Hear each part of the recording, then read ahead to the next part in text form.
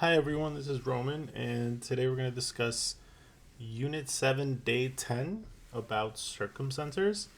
Um, in this lesson, the introduction slash launch has a GeoGebra activity, and if we click this link, which I have already here, it lets students explore the idea of a circumcenter.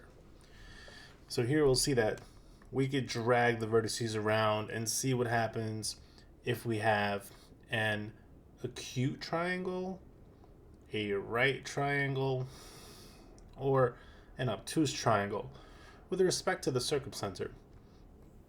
So one variation of this could be to model this in real time to students using Geogebra as a platform. So I'm going to geogebra.com and I'm going to show a sample of that. So right now it has me under the graphing screen.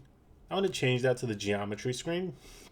And you see I have no axes, but if I do want axes, I can go to the settings bar and under show grid, I can just click major and minor grid lines if I'd like that.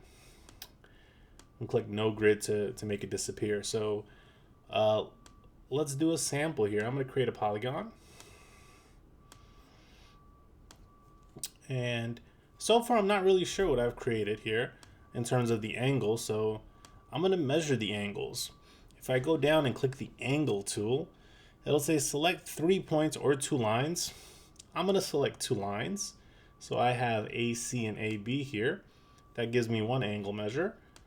And I'm going to do the same thing for each 3 angles. So in this case, it looks like I have my obtuse sample. So I'm going to go back and I can see that if I want to move this, right, I might want to change this. And if I keep going higher and higher, just zoom out a little bit, I should be able to get to an acute sample. So here's an acute sample because each angle is going to be less than 90. So I'm going to start out with an acute sample. And from here, I'm going to find the perpendicular bisectors for each segment of the triangle. So I'm going to click the perpendicular bisector option here.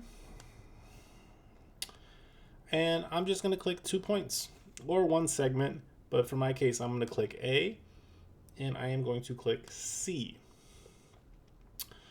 Then I'm going to do the same thing for A and B. And we'll see that I have my circumcenter. But you could even push students to do the third perpendicular bisector in this case. So what's cool about this is I have my angles visible if I'm a student. And I could zoom in a little bit to give myself a better picture. And now I could label my point of intersection. So if I click point, I can get to my point of intersection.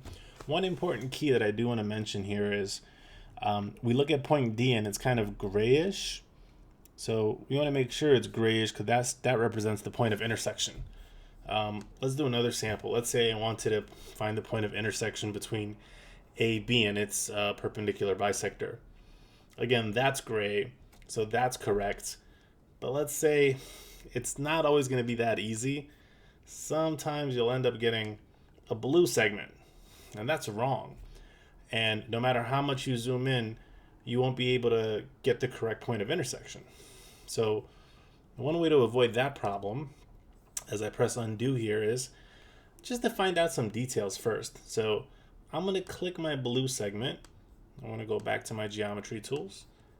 If I click my blue segment and I find out its details and go into settings, it says its name is lowercase a. Then I want to do the same thing for this perpendicular bisector. Well, that says its name is lowercase h. So if I want the intersection there, and this works for all types of segments that you want to intersect here, I'm just going to type in the word intersect, open parentheses, and if I go back here, I want to make sure I have the right idea. I believe it was H, comma B. Could be wrong there. Let's just double check. So I'm going to go back to my tools and I'm going to click this segment Go to settings. So it was definitely H for my perpendicular bisector. Let's check for my segment. It was A. So I'm going to go back, see what I did here. I clicked HB. I want to make sure I click HA, and it actually has the actual coordinates that it would intersect under. And it says it's going to label that A. So let's give that a second to register. And we see F, that's gray now. Notice it's not blue anymore. So it is the actual point of intersection. So if you ever want to do that, that's the correct method for doing it in GeoGebra if you don't notice that you have a gray point. Now from here, what I would suggest for you to do is have students create a circle with a center. So here, I'm going to click my circumcenter, and I'm going to click one of these vertices. And they'll see that it perfectly fits, which will be very pleasing for them in creating this. So I would model how to do this once. Maybe it would be an acute one, or it might be the right angle or the obtuse triangle, and then have them create one and play around with it to come to some of the conclusions that were discussed here in the intro and launch section, and then have them come to these conclusions in the explore section. So I'm going to show one more idea here. So I'm going to get rid of everything I've done so far. Start all over. And what I'm going to do here is I'm going to show the grid for myself. And the reason I'm going to do that is I'm going to make it very easy for myself to make a right angle. So I'm going to go back here. I don't know why I disappeared, but I'm going to show my grid. Click my move icon. And I am going to create my right angle, and then I'm going to make sure I have a right angle. So I'm going to go to my angle measure and click my two lines, and I see it's 90. One more thing that I want to point out, if you ever see a 90-degree angle in GeoGebra and it's not a box, it's not a perfect 90 degrees. It's like 89.999, and you could tell that by measuring the other two angles. If you measure the other two angles, they're also going to be decimals that carry on forever. So once I have my right triangle, I can get rid of these grid lines. Don't really need them from there. So no grid. And now I'm going to go over that sample one more time just for clarity. So you want to create the perpendicular bisectors for each segment.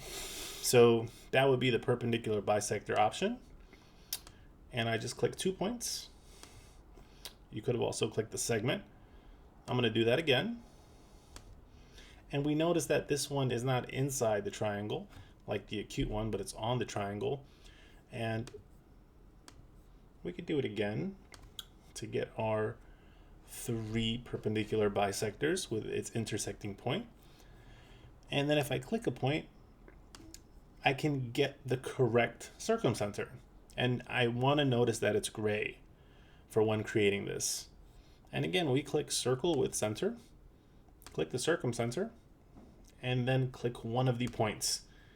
And I'm just pinching out to show a sample of what that would look like. So this is how we could use GeoGebra to model in real time how we're getting a circumcenter. I hope this was helpful.